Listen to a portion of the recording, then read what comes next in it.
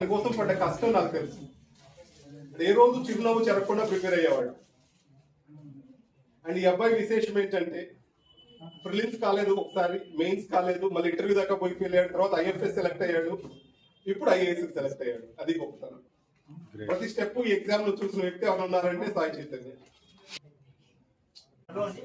సాయి చైతన్య నేను Adilabad district of Telangana నుంచి వచ్చాను. సో నాది ఇది 6th అటెంప్ట్ అండి. సో 6th అటెంప్ట్ నాకు ఇయర్ 68 వచ్చింది. చాలా ఆనందంగా ఉంది ప్రస్తుతానికి. మోర్ ఓవర్ మా father is a police constable and my mother is a government teacher. And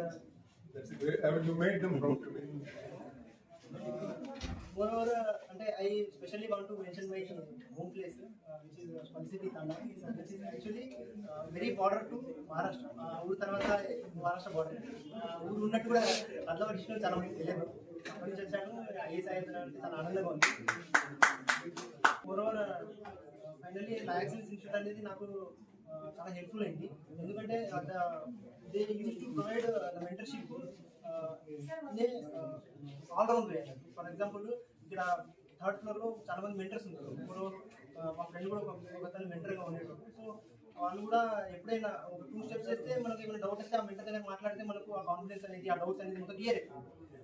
Rambabu sir కూడా ఎప్పుడైనా కిందనే ఫస్ట్ క్యాబిన్లో ఉంటారు. వెరీ మచ్ అప్రోచబుల్ అన్నారు.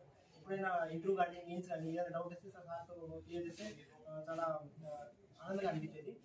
లా ఎక్సలెన్స్ ఇన్స్టిట్యూట్ మెంటర్షిప్ కాకుండా టెస్ట్ సిరీస్ కూడా వాళ్ళ టెస్ట్ సిరీస్ కూడా నాకు చాలా హెల్ప్ఫుల్ అయింది.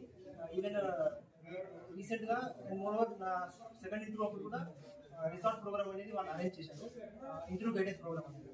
సో అక్కడ కూడా చాలా మంది స్పీకర్స్ అనేది వచ్చారు, moreover from various backgrounds. So వాళ్ళకి కూడా మాకు ఇంటర్వ్యూలో ప్రతి స్టేజ్లో ఏదైతే మన డ్యాప్కి రిలేటెడ్ ఏదైతే మన హాబీస్ కానీ ఏదైనా డ్యాప్కి సంబంధించిన ఏదైనా కరెంట్ అఫైర్స్ కానీ ఏదైనా ఉందో దానికి కూడా చాలా హెల్ప్ఫుల్ అయింది. The way we should interact with the panel members అనేది అక్కడ నాకు చాలా నేర్చుకున్నట్టు అనిపిస్తుంది. నెక్స్ట్ అటెంప్ట్ చేసే స్టూడెంట్స్ అంటే I specially want to mention 2 of my friends who is very close friend. వాళ్ళు ఈసారి నాతో పాటు ఇంటర్వ్యూ ఇచ్చారు. ఇంటర్వ్యూ సెలెక్ట్ అయితే అనుకున్నాం కానీ వాళ్ళు అవ్వలేదు. వాళ్ళ బాధ ఏదో నాకు అర్థమవుతుంది. ఎందుకంటే నేను లాస్ట్ 5 times ఫెయిల్ అయ్యాను.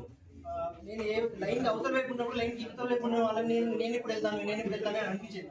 సో లైన్ ఇవతల వైపు నేను ఉన్నాను, వాళ్ళు లేరు. కానీ ఆ బాధ ఏదో నాకు అర్థమవుతుంది. కానీ ఇన్ కేస్ మీకు అటెంప్ట్స్ ఉంటే మీరు ఒక్కసారి ఎఫర్ట్ పెట్టండి. ద ఫిలాసఫీ ఆఫ్ నిష్కామ కర్మ అని అంటుంటారు. అంటే మనం ఎఫర్ట్ పెడుతుండాలి, ఏదో ఒక రోజు రిజల్ట్ అయితే వస్తుంటుంది. ఫర్ ఎగ్జాంపుల్ నిన్న నైట్ నేను ఫిలిమ్స్ అవుతున్నాను. నైట్ 1 o'clock మా రూమ్మేట్తో నేను ఫిలిమ్స్ సాల్వ్ చేస్తున్నాను. ఎందుకంటే ఈ అటెంప్ట్ అవుతుందో అవ్వదో అని తెలియదు. ఫిలిమ్స్ అటెంప్ట్ ఉంది, దాన్నైనా కరెక్ట్గా సాల్వ్ చేయాలి, క్లియర్ చేయాలి, అదే ఉన్నాను. సో రిజల్ట్ అయితే వచ్చింది. ఈ రిజల్ట్ అనేది మొత్తం క్యూములేటివ్ ఎఫర్ట్స్ వచ్చిందని అనుకుంటున్నాను. అలానే ఎవరైతే అవ్వలేదో ఫిలిమ్స్ అయినా కానీ మెయిన్స్ అయినా కానీ ఇంటర్వ్యూ అయినా కానీ అవ్వకుంటే అటెంప్ట్స్ ఉంటే అటెంప్ట్ ఇవ్వండి. ఇన్ కేస్ అటెంప్ట్స్ అయిపోతే there is a life beyond UPSC.